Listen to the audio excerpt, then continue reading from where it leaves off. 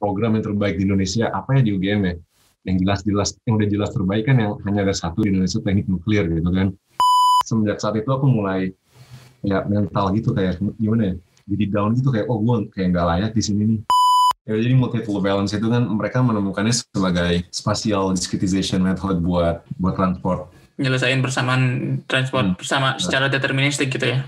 Secara deterministik.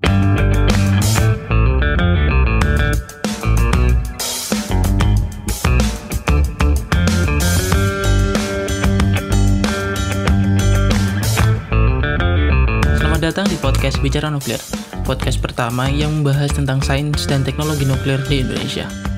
Di season ini, kita akan ngobrol dengan lebih banyak ahli, dengan topik yang lebih luas, dan lebih far-reaching daripada sebelumnya.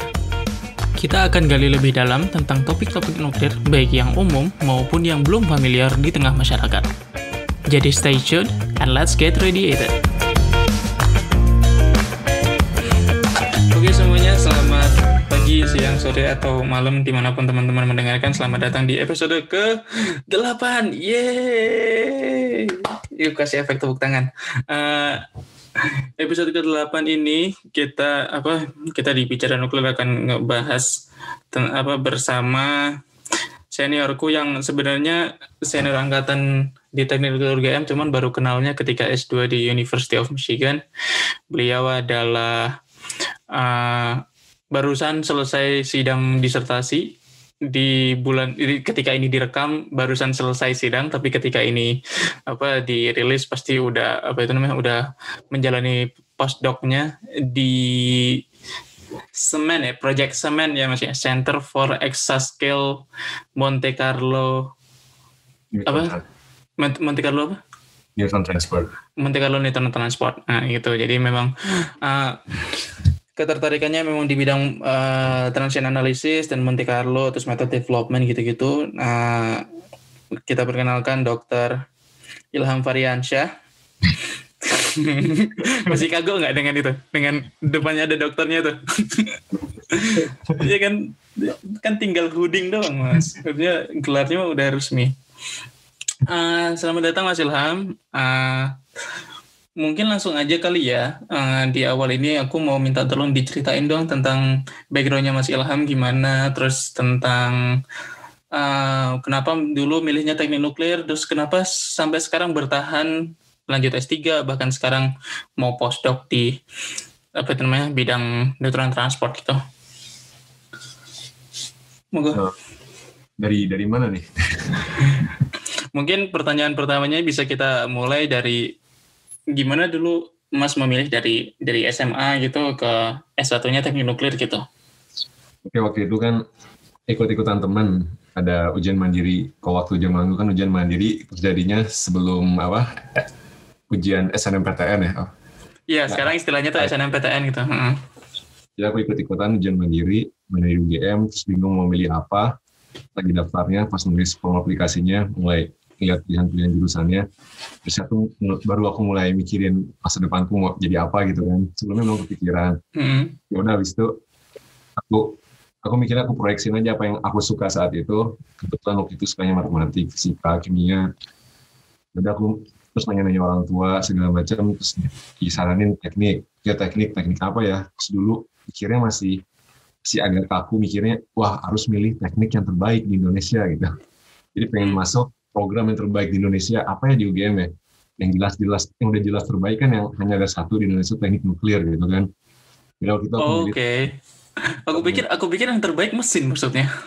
Enggak, maksud aku satu program yang di UGM tuh yang terbaik gitu, yang jelas-jelas terbaik gitu, nggak ada jelas-jelas terbaik karena cuma ada satu gitu kan. Gitu. Oke lah, teknik nuklir kayaknya juga seru kayaknya gitu kan, menarik. Kita pilih teknik nuklir. Terus pilihan keduanya nggak kuisi kayaknya kalau nggak salah. Cuma satu pilihan doang nih. Atau aku pilih random apa aja gitu. Nggak peduli apakah tingkatnya di atas nuklir atau enggak gitu. Kayaknya nuklir soalnya gitu. Berarti dari jalur yang mandiri ini terus kemudian diterima gitu langsung ya? Terus nuklir, aku udah belajar, tarik, jadi passion, pengen di situ terus. Nah itu yang jadi passion itu ketika apa tuh Mas? Ketika ngambil mata kuliahnya Pak Andang. Oke, Pak Andang Widiharto maksudnya. Apa teknologi reaktor maju TRM ya?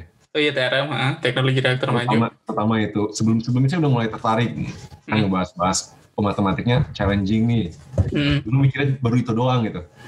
Teknologi TRM waktu itu teknologi reaktor maju waktu itu ngebahas apa? Maksudnya ngebahas secara at glance. Kalau di aku dulu aku kan juga ngambil teknologi reaktor maju dengan Pak Andang juga kan waktu itu. Itu kan diajarinya lebih ke kayak perkenalan. Oh ini loh teknologi PWR LWR, terus PWR yang standar kayak 1-2 pertemuan pertama, terus habis itu ke ESBWR, terus ke FHR, terus ke MSR gitu-gitu. Itu juga kayak gitu kah? Apa ada yang berbeda? Kayak gitu juga sih, cuma hal yang justru bikin aku nanya ke aku itu tuh di awal-awalnya Ron, ketika background-nya gitu, motivasinya. Kenapa sih kita butuh teknologi reaktor maju? Dimulai dari pentingnya energi, segala macam. Dari situ iya. Jadi aku mikir, ternyata ada banyak keberkahan gitu dari energi nuklir gitu. Jadi ada misi tersendiri gitu. Gak hanya senang aja, gak hanya senang sainsnya aja gitu. Oke. Ada yang mendorong lebih dari itu. Lalu dari situ, udah nih fix gue mau di sini. Ya udah, aku dalemin, terus lulus S1. Mau lanjut, udah dari awal udah tahu aku mau lanjut kuliah lagi. Kenapa mau lanjut kuliah lagi ya? Aku mikirnya awalnya pengen belajar lagi karena aku mikirnya waktu itu kayaknya belum cukup ngerti dari apa masih banyak yang bisa aku explore, masih aku pelajari sampai akhir. Jadi setelah udah banyak belajar baru pulang gitu istilahnya. Oke. Mulai. Terus dari situ baru kepikiran untuk kemudian kepikiran untuk ke Michigan gitu ya? Dari situ dilihat-lihat lagi. Nah, aku awalnya mikir mau kemana? Mau ke US karena di US istilahnya kan yang histori ilmuwan nuklirnya paling panjang kan? Iya, setuju. Kayaknya benar nggak sih kalau aku bilang semua teknologi reaktor nuklir itu pertama itu juga dikembanginnya di sini nggak sih? Kalau dari yang aku pelajarin sejauh ini dia kayak MSR gitu kan maksudnya? Iya, maksudnya dari sejarahnya gitu loh, dari mulai adanya bom atom, terus habis itu yang Chicago Pile 1, terus habis itu terus MSR dan lain sebagainya, perkembangan LWR kan juga semuanya dimulai dari Amerika nggak sih? Kayak apa yang listrik pertama kali itu IBR itu kan? Iya, IBR 1 itu juga, ya kan? Jadi saintisnya dari sini gitu. Nah, betul. Mungkin dari luar terus datang ke US. Iya. Einstein aja pada akhirnya jadi warga negara Amerika juga kan. Aku mikirnya gitu, jadi ke US terus balik lagi ke pikiran kaku aku yang nomor 1 apa gitu. Iya. Waktu itu dan sampai sekarang sih Michigan. Kalau nomor 1 MIT berarti targetnya mas MIT nih. Tapi sebelum itu aku juga apply ke KAIS. Awalnya aku ke KAIS dulu, ke KAIS. Ke KAIS Korea ya. Kalau itu ikut yang beasiswa bareng Batan itu. Oh, itu apa itu namanya? Aduh, aku apply juga tuh itu. Itu dapet, tapi terus aku sambil jadi apply ke banyak tempat. Jadi pertama ke KAIS itu, terus alhamdulillah dapet. Terus coba juga aku ke US. Aku pilih ke US sebenarnya karena aku mikir bahasa sih. Iya. Sama aku nggak begitu pintar belajar bahasa, kayak kuliah di UGM bahasa Jawa aku ya. Padahal ibuku orang Jawa. Cuma bahasa Jawa aku nggak begitu improve. Yang penting bisa survive lah ya. Bisa survive. Apalagi ntar ke Korea, ntar gimana? Kalau di US mungkin enak gitu kan bahasa Inggris. Udah jadi Indonesia Inggris doang lah gitu. Itu. Meskipun memang kita tahu bahwa di Korea itu pun sebenarnya programnya pun bahasa Inggris ya, tapi untuk survive sehari-harinya itu yang jadi concern ya. Udah akhirnya, dan itu ada dramanya juga. Kenapa? Tadinya aku hampir ngebuang beasiswanya itu kan, aku pakai LPDP di U of M itu, di support LPDP. Terus ada masalah kayak timingnya itu nggak pas gitu, deadline mutusin mau ngambil LPDP. timing mutusin mau ke KAIS, timing dapat offer dari UMIC-nya kayak kurang pas sampai akhirnya Iya, soalnya kayak terlambat banget nggak sih? Kalau yang di Amerika itu admission-nya itu kan baru ada pengumumannya sekitar Maret gitu kan? Terus mungkin kayaknya nggak usah diceritain. Kayak ada drama sedikit di situ. Sampai akhirnya alhamdulillah kayak itu perbedaannya tuh hanya 1 malam. Kalau 1 malam keputusanku berbeda, aku nggak akan masuk ke UFM gitu. Oh, wah itu dramanya panjang itu berarti kalau diceritain kalau cuma 1 malam gitu doang. Oke. Dari keputusan 1 malam itu. Dan aku memutuskannya karena aku capek, aku nggak ngirim email ke seseorang untuk memutusin itu. Yang itu doang gitu. Udah pengalaman. Kalau aku kirim itu email, udah beres. Oh, oke. Hubungan LPDP-nya, udah dapat UFM-nya. Oke deh. Itu dari S1 ke S2 nih. Terus kemudian dari situ Mas udah itu nggak sih, udah kepikiran bahwa dari S2 itu udah mau riset? Ada satu lagi sih kenapa aku untuk di nuklir terus itu. Gak hanya itu.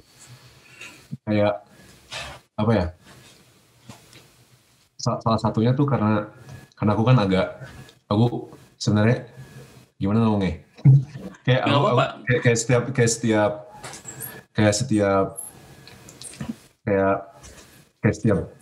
setiap berdoa gitu, yang ini ditunjukin yang terbaik gitu kan. Yang terbaik. Terus kalau nuklir memang yang terbaik, tolong digagalin. Aku doanya gitu. Kalau nuklir yang terbaik, tolong disuksesin. Kalau ternyata bukan, tolong digagalin gitu. Karena kan aku sejauh ini aku mikir nuklir yang terbaik. Kita butuh energi nuklir segala macam. Cuma siapa yang tahu? Secara absolut kan nggak ada yang tahu gitu kan. Kita teriak-teriak, ayo kita harus nuklir segala macam. Padahal bukan itu yang terbaik. Siapa yang tahu kan gitu kan. Ya aku doanya gitu. Kalau memang nuklir yang terbaik, tolong disukseskan di jalan ini gitu. Tolong diberi kemudahan sampai saya bisa memahami dengan mudah, jadi ahli segala macam, tolong dimudahkan prosesnya. Jadi kalau nanti benar baik, tolong digagalin, ditunjukin gitu. Jadi stop aja gitu. Jadi kayak apply kemana, tolong gak diterima aja kita. Alhamdulillah sampai sekarang kayak dapat terus gitu. Mana dapat kayak ujian TOEFL butuh segini, dapat apply beasiswa dapat. Alhamdulillah gitu kayak pertanda gitu. Gue jangan setengah, gue harus di sini terus, juang terus gitu. Itu kayak serial event keberuntungan gitu nggak sih, fortunate events gitu nggak sih, kayak bisa ternyata. Syukur juga gitu, nggak mau sia-siain, dapat pengalaman belajar dari orang-orang yang pengalamannya banyak, dari expert di kampus itu gitu. Terus apply internship, apply apa dapat, jadi ya udahlah, jangan nggak setengah-setengah terus di sini. Dari S2 itu Mas udah memang tertarik buat riset kah, atau itu cuma ngambil kelasnya doang apa gimana? Nah, di S2 aku nggak riset sama sekali. Oh, oke. Itu mungkin salah satu, kalau aku bisa ngulang, aku mau coba, kalau bisa ngulang waktu, aku pengen coba S2 itu aku ngeriset juga gitu. Bukan berarti mungkin lebih baik atau enggak, cuma aku mau coba aja, karena kayaknya mungkin bisa memberi warna beda gitu. Tapi di S2 itu intinya selama S2 itu aku nggak ada riset, aku cuma ngambil mata kuliah. Tapi selama ngambil mata kuliahnya itu aku coba bagusin banget ya. Aku all out lah gitu. Jadi project ada nggak ada, misalnya nggak ada UAS, adanya final project. Final projectnya aku nggak setengah-setengah gitu. Aku bikin waktu itu 5-6. Kalau di salah satu course di sini kan ada final project untuk reaktor analisis atau reaktor fisik neutron transport gitu. Salah satunya adalah kita pilih paper yang udah ada, terus mereplikasi hasilnya gitu. Proyeknya kan salah satunya kayak gitu modelnya di sini. Oh iya. Nah, waktu itu awal aku pilih paper pertama tentang CPM, collision probability. Iya, collision probability. Aku benar-benar bikin itu 2D CPM, benar-benar generik geometrinya, jadi bisa lingkarannya mau gimana, mau overlap segimana bisa. Aku bikin kodenya. Nice. Benar-benar awal segitu awalnya, meskipun mata kuliah lain akhirnya terbengkalai kan, kayak saat itu aku ngambil TH juga, TH-nya terbengkalai jadi kayaknya aku awal di situ, tapi aku gak ngambil riset sama sekali. Ini antaranya kenapa gak ngambil riset, mungkin karena terlalu banyak pengalaman baru yang aku rasain, karena waktu itu juga kan sebelum berangkat kesini aku nikah dulu. Sini aku nikah, berangkat sampai sini, terus seminggu kemudian alhamdulillah istri hamil. Iya. segala macam mau butuhku temenin terus gitu. Iya pasti overwhelming banget kan itu. Riset kayaknya nggak mungkin deh gitu. Jadi survive dulu, terus tahun kemudian anak lahir. Iya. Aku nggak, sudah aku coba, kayaknya nggak mungkin juga aku nggak sambil ngeriset. Belum lagi aku coba-coba udah mulai teaching assistant dari tahun kedua S2 itu. Luar biasa menghabiskan waktu jadi teaching assistant di mata kuliah yang aku bantu itu. Dia nggak ada riset sama sekali. Dan berdampak ketika aku mau lanjut S3. Gimana tuh ceritanya tuh? Dampaknya profesor-profesor di sini nggak, jadi kayak nggak kenal gitu kah? Ada komite untuk admission PhD. Kalau advisorku Profesor Martin, dia 100% setuju pengen aku datang ke sini, masuk ke sini gitu kan. Nah terus tapi ada satu profesor, dan itu Profesor Downer. Advisorku sekarang, ya sudah. Dia menyaksikan, jadi kayak ini anak nggak pernah riset nih, bener nih mau PhD, dia bilang gitu. Aku dipantang sama dia, ditampil diskusi. Terus dia bilang, Prof Martin bilang ke saya, jadi Prof Martin tuh bener-bener pengen aku lanjut PhD gitu. Padahal funding Prof Martin tuh co-funding gitu sama donor gitu. Jadi kan jadi butuh keputusan bersama gitu kan. Oke. Gitu kan Castle sama Treat. Ya konsorsium yang advanced reactor simulator itu ya. Nah terus tapi Prof Donor nggak begitu yakin karena aku nggak pernah riset atau Iya. Tapi meskipun dia ngasih aku A+ di semua mata kuliahnya, tapi tetap karena aku nggak pernah ngambil riset, dia ragu gitu. Setelah dites nih, sekarang kita lagi hangat-hangatnya ngembangin impact. Coba kamu baca nih paper, terus come up, terus datang dengan ide baru dalam seminggu ini gitu. Presentasiin ide kamu ke Coach Yunus, ke lead.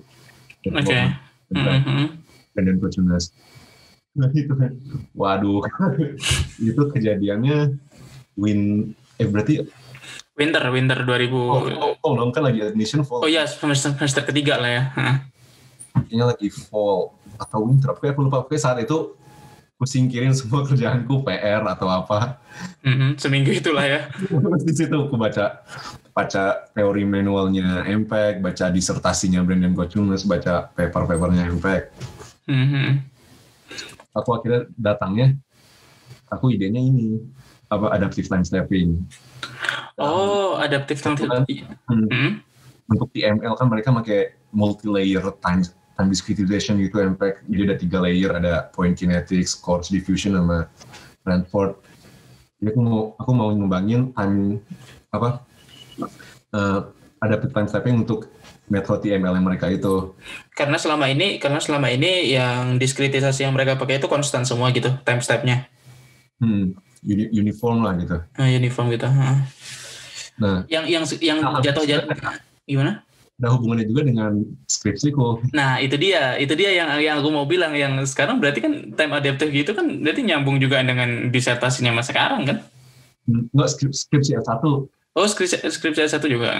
Iya, skripsi S1 kan itu simulator dinamika reaktor.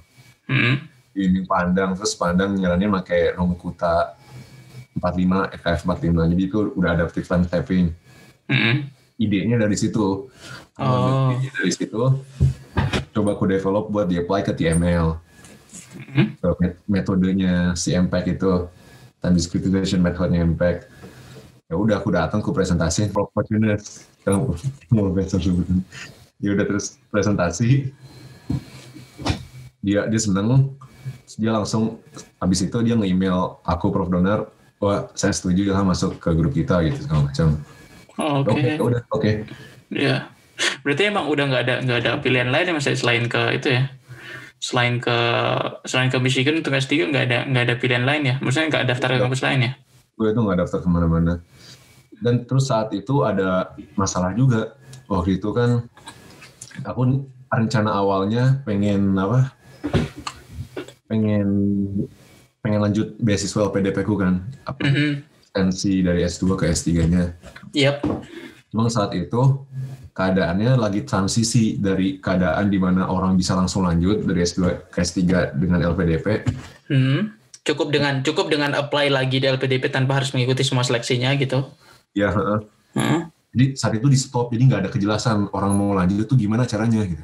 Karena mereka lagi formulasi gimana sih sistem yang lebih baik gitu.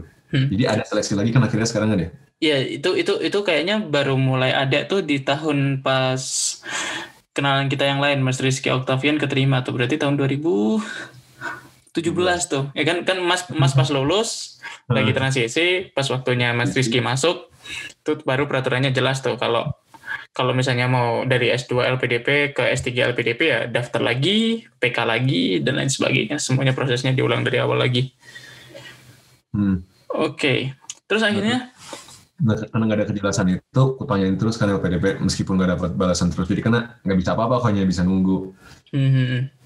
Jadi karena aku udah kepala ngomong itu, mereka profesor-profesorku, Prof. Dona dan Prof. Martin, PD gitu ya. Wah, aman dah Ilham, dia mau LPDP, oke kamu masuk kalau dapat beasiswa LPDP-nya ya gitu. Terus aku juga bilang, tapi belum tentu bisa dapat Prof gitu. Oke, kalau gitu kita dari sini juga nyari dana juga buat bareng-bareng gitu. Nah, kalau kita dapat kita kabarin. Oke. Gak lama aku dapat email dari kampus, aku dapat fellowship. Fellowship dari Prof. John Lee itu? Bukan, karena itu setelah udah S3. Fellowship dari Regent, dari Fakultas Teknik. Oh iya. Pikir itu yang dimaksud, yang dicari oleh Prof. Martin dan Prof. Donar. Oh udah nih, dapat nih, aman berarti. Ternyata itu cuma 1 semester doang apa gimana? Ternyata itu cuma 1 semester doang. Dan aku tahu hari pertama mulai kuliah S3. Karena sebelum antara S2 dan S3 aku pindah ke Tennessee kan internship. Gak ngobrol apa-apa sama UofM, gak ngobrol apa-apa sama profesorku. Pas hari H mulai sekolah lagi, balik ke Michigan, ketemu profesornya langsung nanya, oh gimana Ham, akhirnya berhasil ya dapat beasiswa dari LPDP, gitu bilang gitu. Jadi aku bilang, wah nggak bisa Prof, saya kira udah dapat juga dari profesor. Habis itu serentak kita berdua terdiam, udah masalah. Wah salah ini. Akhirnya Prof Martin bilang, oke nggak apa, dia I'll take care of you, dia bilang gitu akhirnya.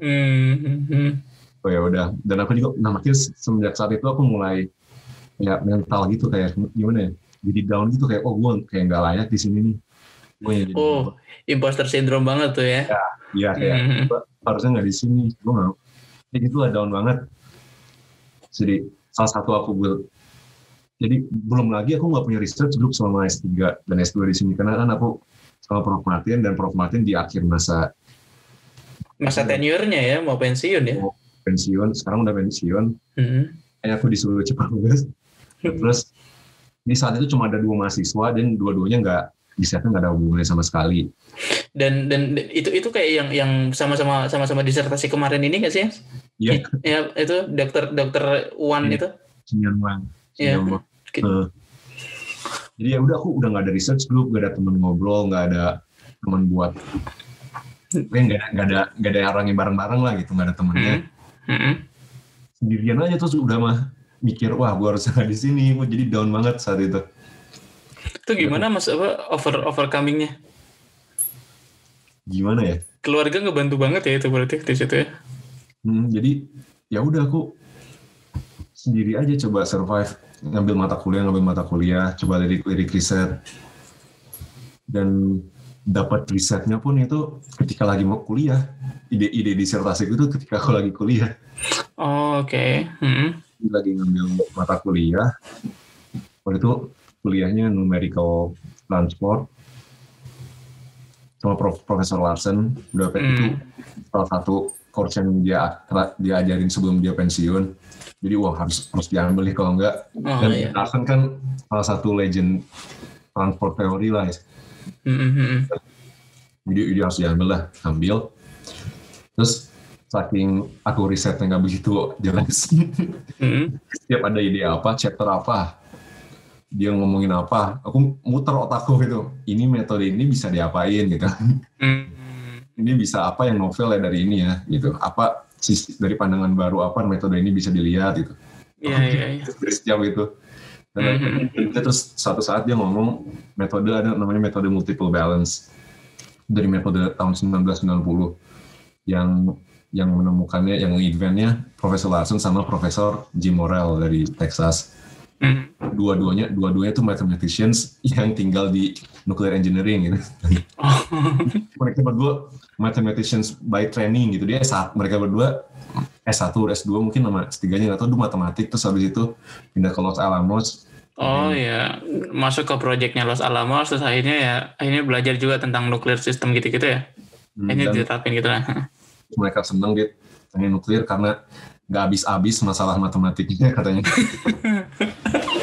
Memang tidak selesai ilmunya. Mereka berpisah sejoli itu. Mungkin mereka berdua tuh kayak seneng bareng banget itulah. Seneng collab bareng. Prof Morrell ke Texas, Prof Larson ke Texas Tech apa Texas A&M. Terus udah itu multiple balance. Waktu itu multiple balance itu spatial discrete, jadi ngomongin disertasinya nyambung. Ya nggak apa-apa, memang nantinya juga akan aku tanya tentang disertasinya Mas juga. Ya, jadi ngomongnya gak berarah aja, gak apa lah ya. Iya, ngalir aja udah. Oke, siap. Ya, jadi multiple balance itu kan mereka menemukannya sebagai spatial discretization method buat apa? Buat transport. Nyelesain persamaan transport bersama secara deterministik gitu ya. Secara deterministik. Ada kalau secara deterministik nyelesain persamaan transport kan ada transport sweep gitu. Dan setiap nge-sweep itu ada spatial discretization yang harus kita pakai. Ada diamond difference segala macam. Dan itu multiple balance itu baru tahun 1990 itu alternatif. Terus orang sekali ngambil itu ngembangin lagi untuk spatial discretization. Nah metode itu second order. Akurasinya tinggi dan robust, stable gitu. Tapi lama. Tapi ada additional cost-nya, karena pasti ada cost-nya lah apapun. Kalau metode sebagus itu too good to be true biasanya. Nah, jadi kalau apa yang baru, kalau ada improvement pasti ada harganya lah gitu. Iya. Harganya pantas gak gitu untuk ini. Nah, aku mikir, terus aku sambungin sama mata kuliah yang off donor, ngomongin theta method, ngomongin reactor kinetics. Time discretization kan seringnya orang pakai time stepping, jadi terus theta method kalau 0 forward Euler, kalau 1 backward Euler, kalau 0,5 Krein-Nicolson. Terus selalu ada dilema di situ, di mana kita harus milih, kalau mau akurat kita pilih Krein-Nicolson, kalau mau conditionally stable pilih backward Euler. Nah, jadi backward Euler itu kan first order accurate. Ini agak technical sedikit, cuma orang-orang pasti tahu lah karena ini standar. Backward Euler atau implicit Euler kan first order accurate, tapi unconditionally stable. Iya. Buat gak ada Fourier oscillation gitu. Iya, nggak ada osilasinya lah intinya. Seberapa besar pun time step yang kita pakai, nggak akan ada yang solusi yang non physical gitu. Nggak ada numerical oscillation. Krein-Nicolson lebih akurat, second order accurate, tapi kalau time step kita terlalu gede, ada osilasinya gitu. Rawan osilasi memang. Jadi kan kayak dilema kan, milih apa, mau milih yang aman, stable, tapi cuma first order accurate, jadi supaya akurat harus kecil time step-nya gitu. Lagi Krein-Nicolson second order accurate, tapi nggak aman. Gitu. Rawan. Ada kemungkinan bakal ada osilasi itu, dan itu nggak bagus kan. Kalau kita dapat osilasi pasti ngulang simulasi, nggak bisa. Belum lagi kalau kita multifisik, kalau ada osilasi kan berarti kita ngirim info ke fisik yang lain nggak akurat gitu. Iya, ngaruh ke semuanya itu nanti. Nggak aman, makanya orang-orang seringnya pakai backward Euler kalau simulasi yang serius gitu, yang berminggu-minggu. Jadi kalau dibilang jadi dia pakai backward Euler gitu kan. Tapi alangkah lebih baiknya kalau kita bisa dapat metode yang robust, yang unconditionally stable kayak backward Euler, tapi second order accurate. Itu multiple balance yang aku kembangin itu. Oke. Jadi kalau multiple balance yang di-invent sama Larson sama Morrell tahun 90 yang untuk spatial discretization itu kita apply buat time discretization, kita dapat metode yang robust kayak backward Euler, tapi second order accurate kayak Krein-Nicolson. Dan itu yang kemudian jadi apa tesisnya Mas ya, disertasinya Mas Uto gitu ya. Nah, aku mikir, wah ini oke nih gitu. Coba. Jadi aku coba di SN, aku coba di emosi, aku bikin time dependent. Jadi sebenarnya benar-benar inisiatif sendiri gitu. Jadi bermalam-malam, karena semalam nggak tidur, coba wah muter otak gimana ya cara nyelesain ini gitu. Karena end up-nya tuh persamaannya kayak nggak pernah dilihat sebelumnya sama kita gitu.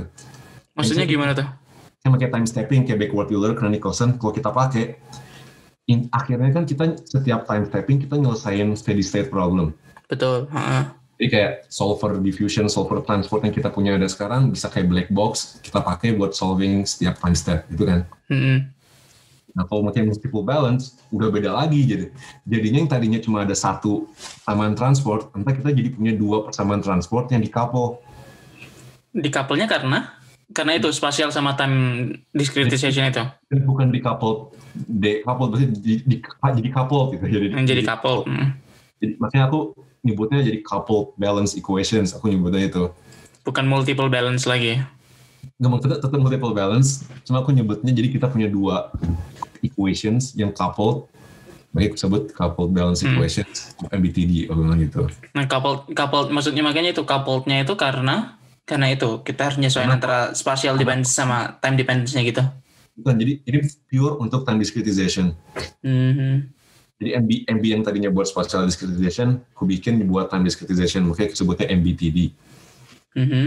Kalau spatial discretization-nya bebas tetap, mau emosi, mau SN gitu. Jadi hanya time discretization-nya aja, hanya kita nggak pakai backward Euler, kita nggak pakai Krein-Nicholson, nggak pakai theta method, kita pakai multiple balance gitu.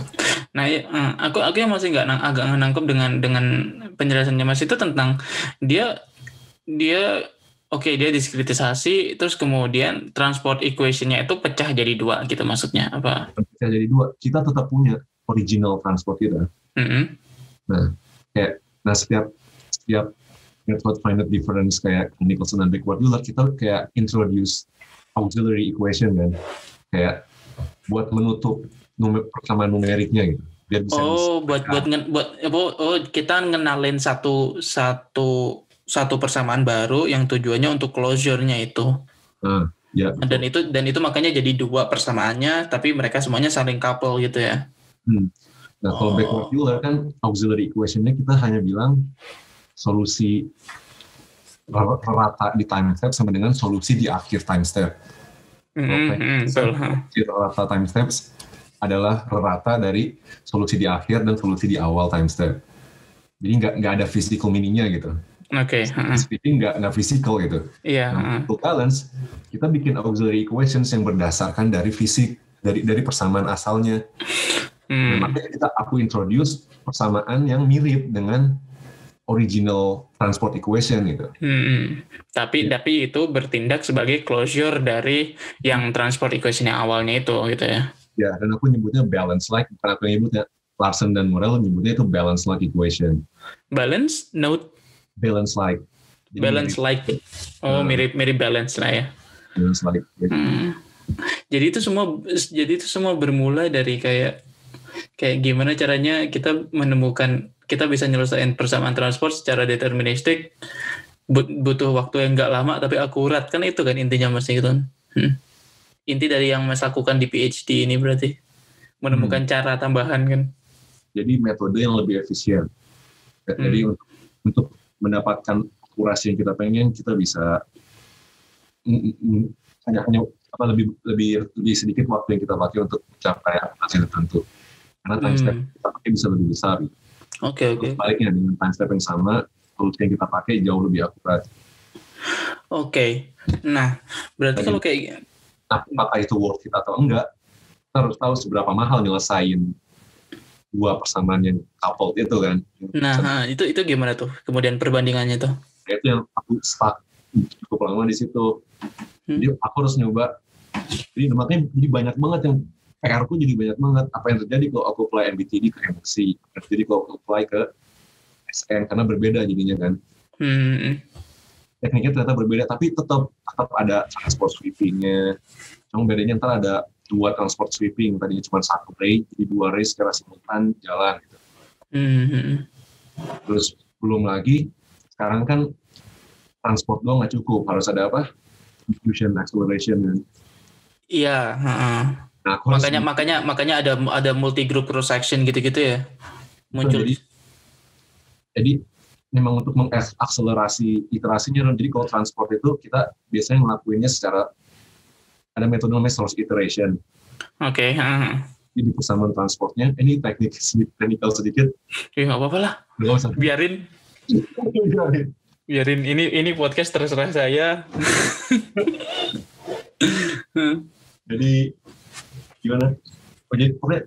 Jadi di secara deterministik menyelesaikan persamaan transport, biasanya kita melakukan source iteration. Jadi berulang. Dan biasanya problem-problem reaktor tuh karakterkan dengan scattering ratio yang tinggi dan ukurannya besar pada infiltrasinya gitu. Hal itu membuat source iteration si transport itu lama banget. Oke. Buat converge. Nah, salah satu metode yang sangat berhasil di neutron transport itu diffusion acceleration. Oh, aku pikir diffusion acceleration itu berkaitan dengan teori difusi itu. Enggak ya? Memang cuma untuk, dan itu ada teorinya kenapa bisa cepat. Teorinya itu pakai Fourier analysis. Nah, iya maksud yang maksud dengan teori difusi itu teori difusi yang biasanya kita pakai untuk menyelesaikan itu. Intinya P1 approximation. Jadi kalau kita lakuin Fourier analysis ke source iteration itu untuk ketahuan. Jadi ada beberapa mode error, dan mode error yang paling sedikit, yang paling lambat orangnya ketika kita iterasi adalah mode error yang mendekati isotropik. Oke. Secara angular, secara direction. Oh, which is make sense. Makanya mirip, makanya ke P1 equation itu ya, P1 approximation itu ya. Kita udah tahu banget diffusion hebat banget mendapatkan solusi yang isotropik. Gitu. Tapi untuk yang jauh dari isotropik nggak efektif diffusion.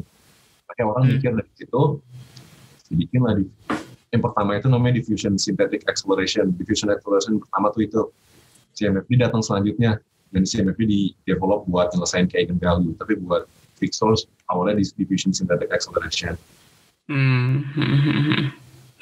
Oke. Panjang kan. Terus balik lagi, kan sekarang nggak mungkin nyelesain transport cuma transport doang, harus ada diffusion juga gitu. Tadinya iterasinya harus 1000, bisa diselain cuma 5 kali. Gara-gara jadi se-efektif itu diffusion acceleration. Salah satu penemuan metode yang paling berhasil di bidang kita tuh itu diffusion acceleration. Ini bukan katakanlah tuh berdasarkan Profesor Larsen. Mungkin seniornya Profesor Larsen. Kemudian by the way Profesor Larsen lebih tua dari Indonesia. Jadi udah lama banget. Jadi aku mikir buat metode yang dikembangin ini compete sama yang udah ada sekarang, berarti aku harus hadir dengan diffusion acceleration-nya sendiri kan, karena beda gitu. Jadi aku nggak bisa ambil diffusion acceleration yang ada buat metode sekarang buat mengakselerasi multiple balance yang aku punya gitu. Jadi aku macam-macam harus develop transport sweep untuk emosi, terus develop diffusion acceleration juga gitu. Belum lagi kalau mau apply ke multiphysics, coupling strateginya harus gimana.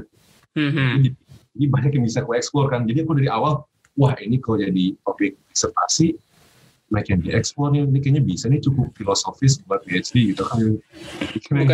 Bukan cuman cukup filosofis buat PhD, mas bikin kode sendiri bisa kalau kayak gitu, mas. Jadi awalnya tuh Larsen minta pendapat nih, saya coba-coba Prof, metode yang pengen di kuliah kemarin, saya coba ditambahkan untuk SN, itu gue pertama pakai SN time difference, ternyata bisa ya gitu. Belum pernah ada yang nyoba berarti ya? Bisa ya, dan saya juga bikin diffusion acceleration-nya bisa ya, langsung kayak dia sampai kontak-kontak sama Morel, ini mahasiswa ada yang bisa gitu. Ya udah aku senang gitu. Jadi ada ya pede lah kalau sampai situ mah. Mulai ngebangkitin semangatku lagi gitu. Kalau masalah balik ke imposter syndrome yang tadi kamu bilang itu, salah satu titiknya saat aku lolos kandidasi. Karena ternyata ada juga beberapa orang yang lolos kandidasi, sedangkan aku lolos kandidasi rupiah. Oh ya. Dia bilang, oh gue sebenarnya layak loh di sini gitu. Jadi Iya. masih gitu kayak nggak sampai saya di sini dari setelah lolos kandidasi itu, sementara nggak sedikit yang nggak lolos, ya aku mulai bangkit kepercayaan dirinya. Terus bangkit juga itu dapetin ide riset baru. Terus dapat bangkit juga kepercayaan dirinya ketika dapat teaching assistant teaching award itu ya, GSI award lah ya. 2 tahun berturut-turut loh mas. dua fall berturut-turut loh pas zamanku kuliah 441 sama setelah. Dia ada award saat itu kan. Kenapa? Pertama kali ada awardnya itu saat itu. Pertama kali ada awardnya itu. Prof. Allen jadi chair, dia bikin award biar menyemangatkan musisi. Iya. Dari situ aku mulai makin percaya dirinya gitu. Dan harus punya keyakinan diri kan, kalau namanya juga jangan terlalu terkungkung sama yang negatif karena nggak berkembang. Terus pede ngelangkah, pede ngejalanin riset, pede ngorbanin waktu buat nyobain sesuatu. Itu dia bagian pertama dari episode ke-8 Bicara Nuklir Season 2. Minggu depan kita akan lanjut lagi dengan obrolan masih bersama Mas Ilham mengenai bagaimana dia memandang teknologi nuklir di Indonesia. Stay tune dan bye.